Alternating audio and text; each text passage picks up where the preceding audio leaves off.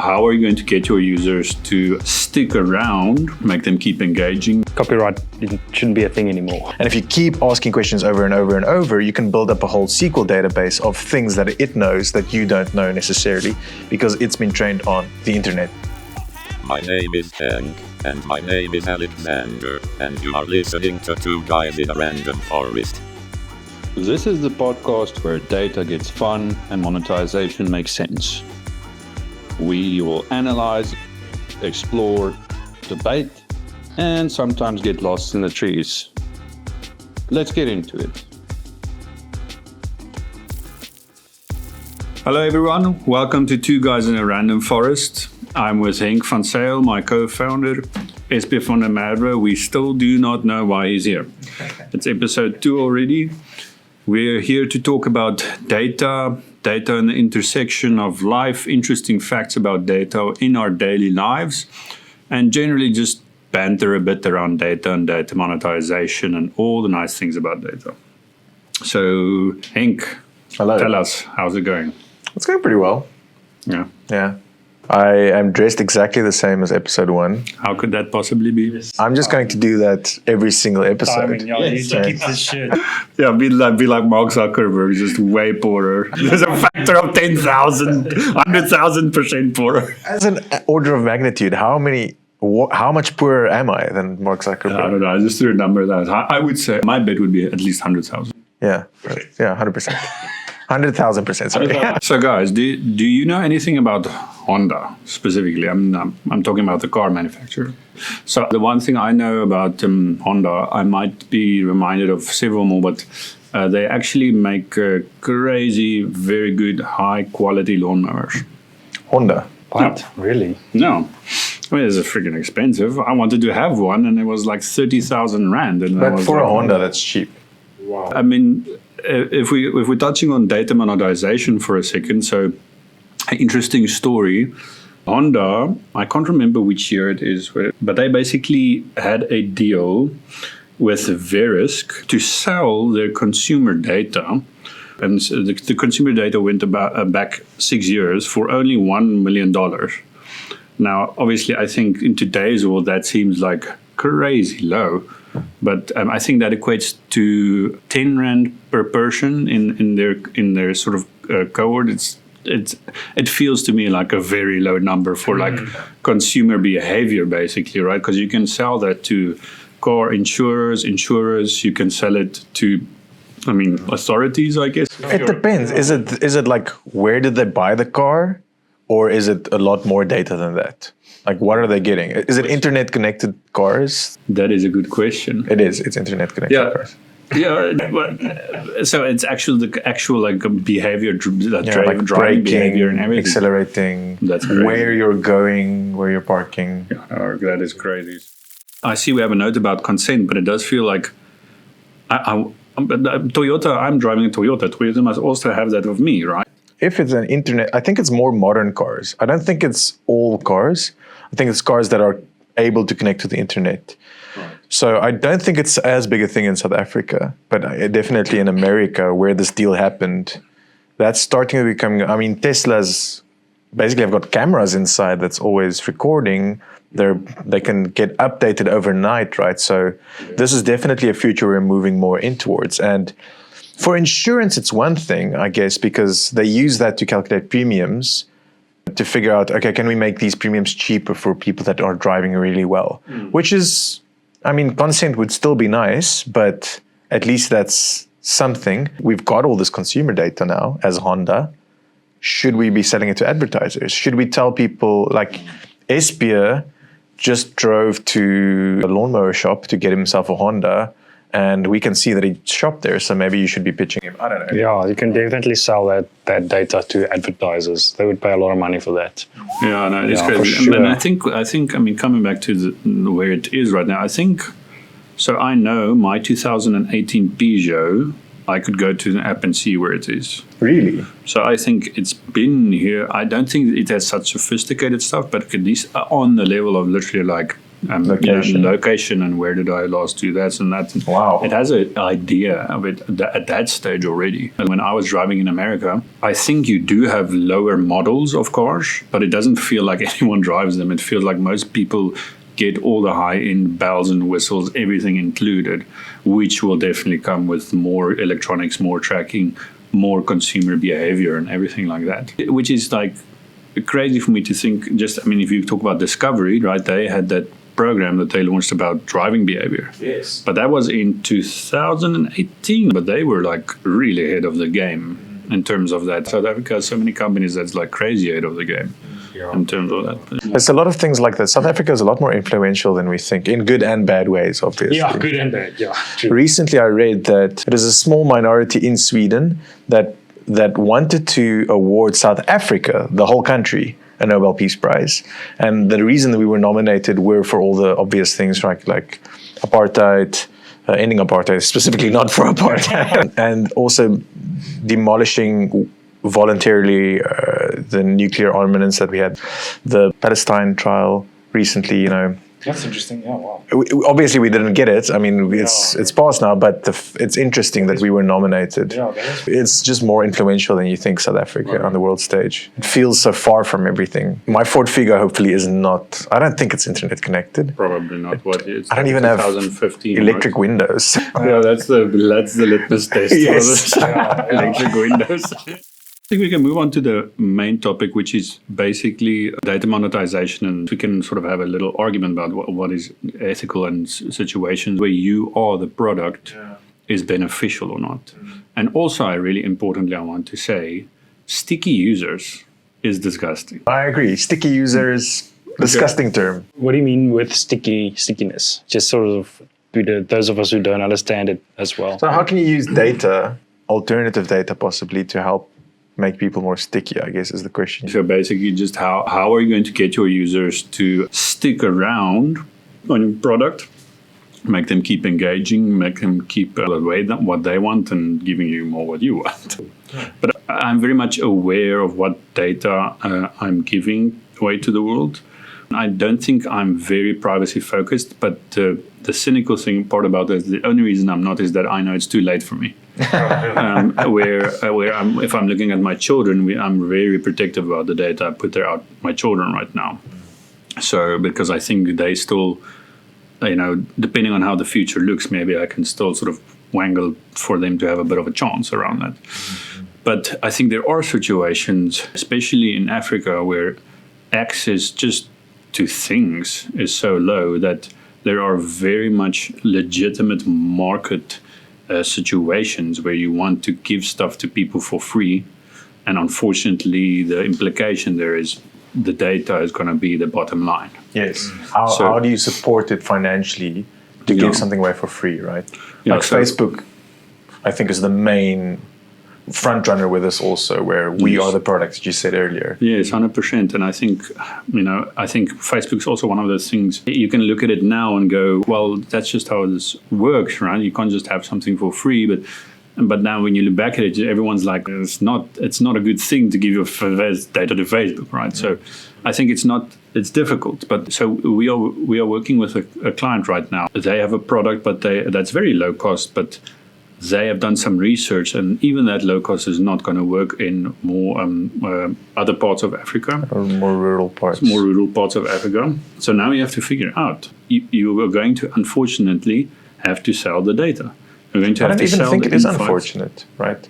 Yeah, well, I mean, yeah, exactly, right. I think the whole discussion is in this situation, it's not unfortunate because it's a soccer app or like a club app for clubs to basically manage their soccer players and talents, and they have a bunch of stats about kids even as well on there. But let's say individuals 16 to 20 years old, this stuff is actually giving them opportunity because they're taking those stats and they're talking to the NBA and FIFA.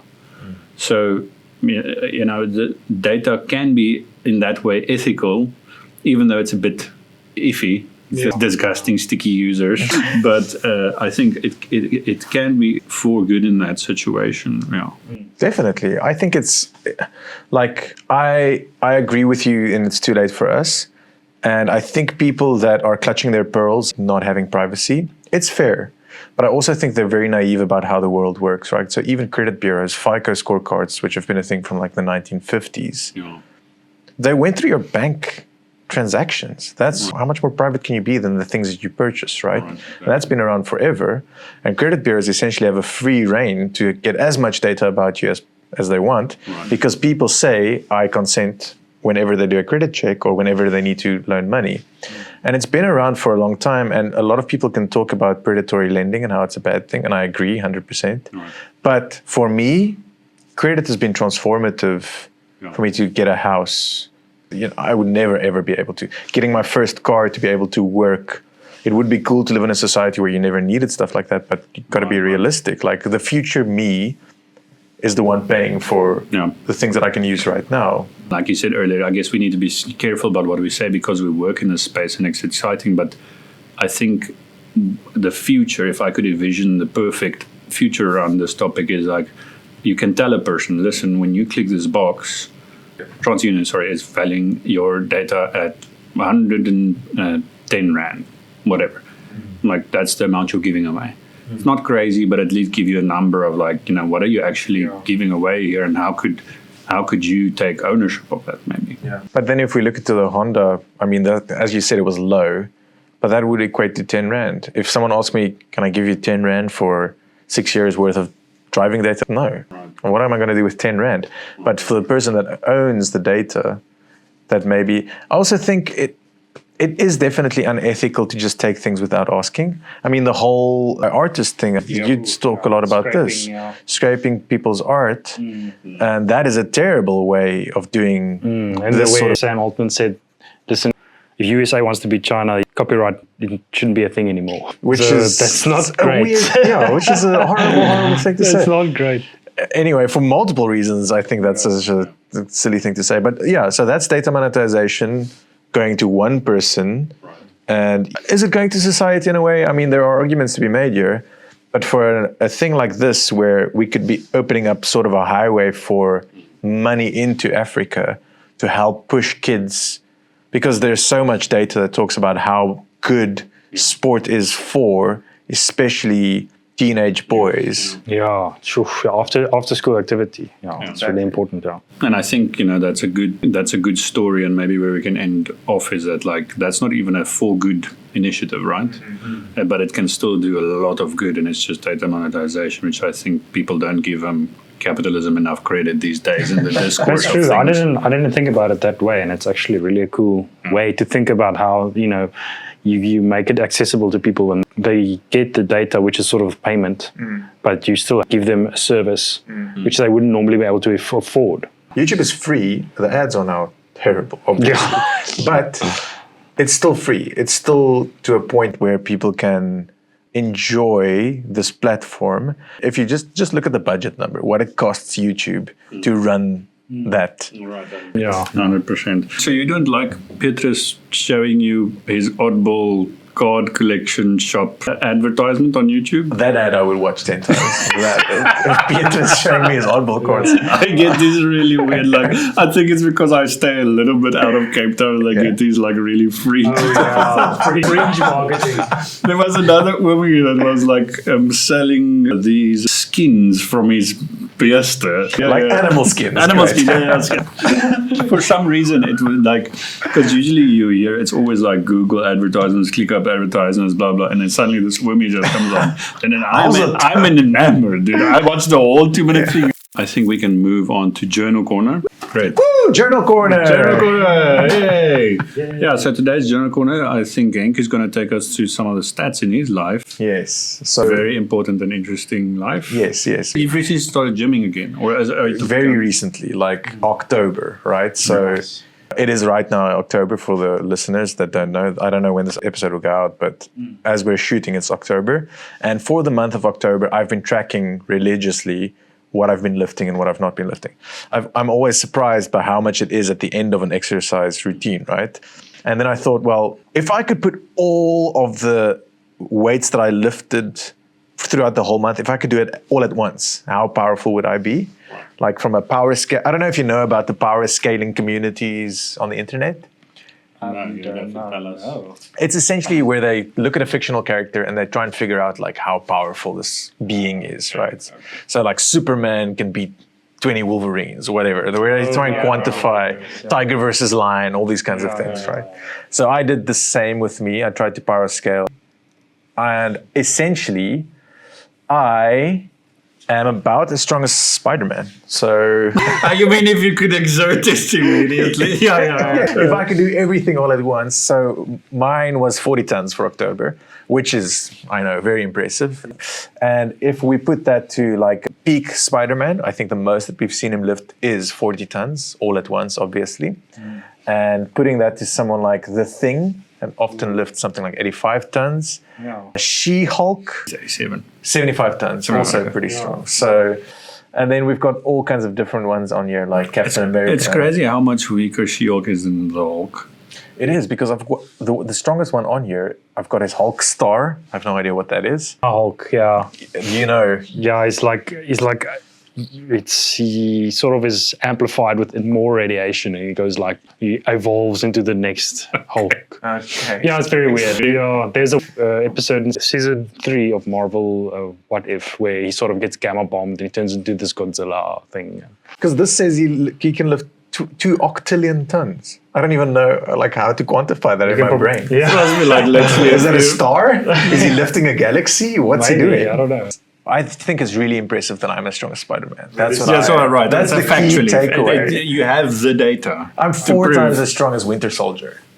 Yo. And he's got a metal arm. But I mean, it made me think about how, out of it, another point of data is that I had heard, and I haven't fact checked this, so if anyone wants to fact check him, but the human body is so effective with the energy that it consumes and then produces, the action that it produces, it's equivalent to having a motorbike and then putting a teaspoon of gasoline in it, and it will go for 70 kilometers. That's insane. So basically, like if you take the... Are you talking like calorific? Yeah, if you could turn that teaspoon of petrol into calories and put it in a human body, we could go for 70 kilometers.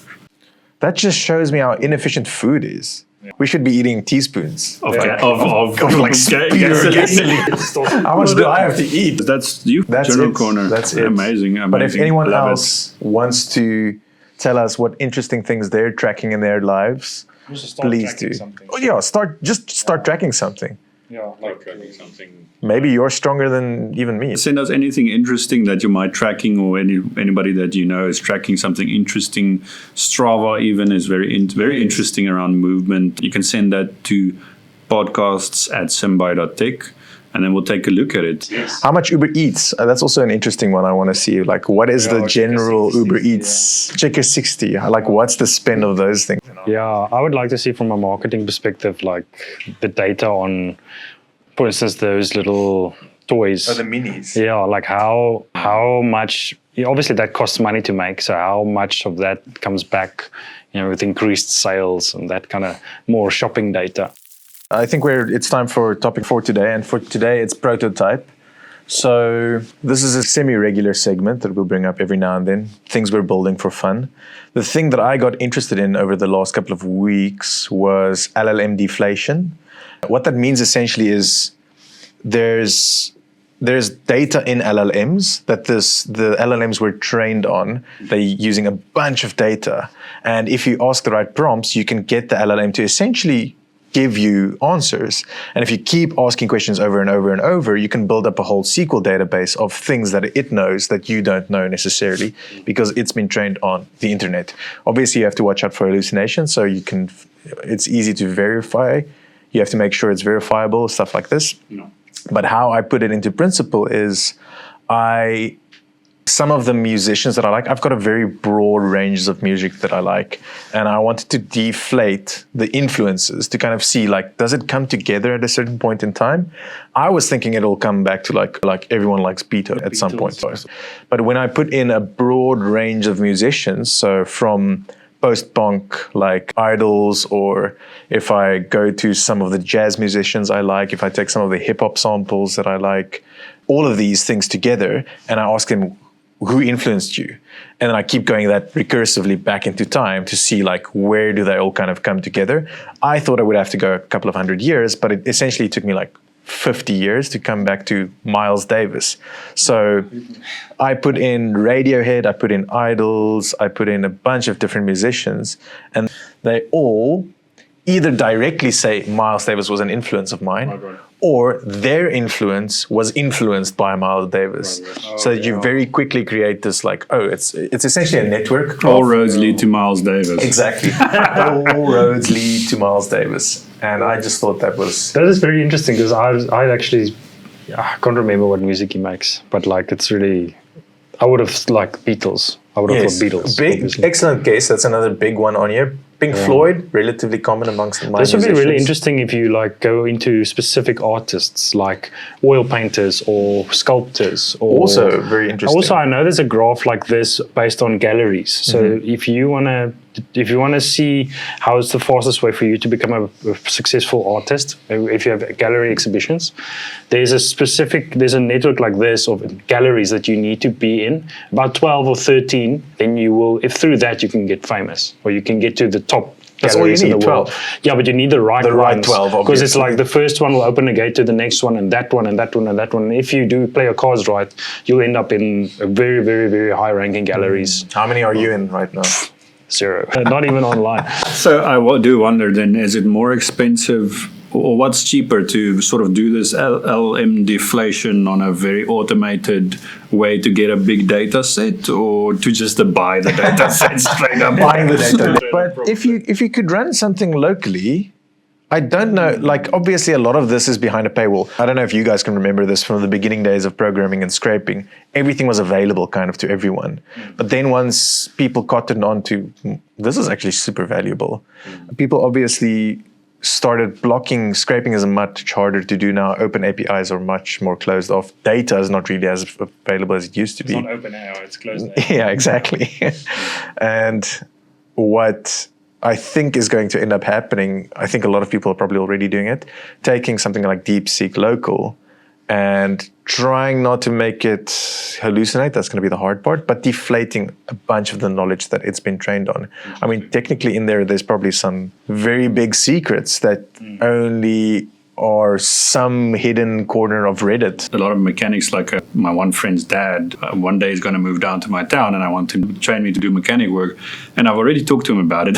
And like his first one was like, no, but just look on these forums. And he gave me these like crazy obscure 102 forums, stuff, which is like, it's so interesting to me. But that's where the real stuff probably is, right? Because it's always the guys that have been working for 40 years. Yeah. And really niche problems, Niche, but also it's interactive still. Like internet used to be a lot more interactive than it is right now. Yeah, so I think that was a very interesting episode. We got like more dove into a bit more topics and stuff, a lot of talking. Strangely less laughing, but I'm still happy with that. It's like two guys in a laughing forest. It's 2 guys in a laughing forest, they're not random forest. But yeah, thanks so much for watching. Find us on all the podcasting platforms, Spotify, YouTube. And yeah, give us a share, give us a like, and we'll catch you guys next time.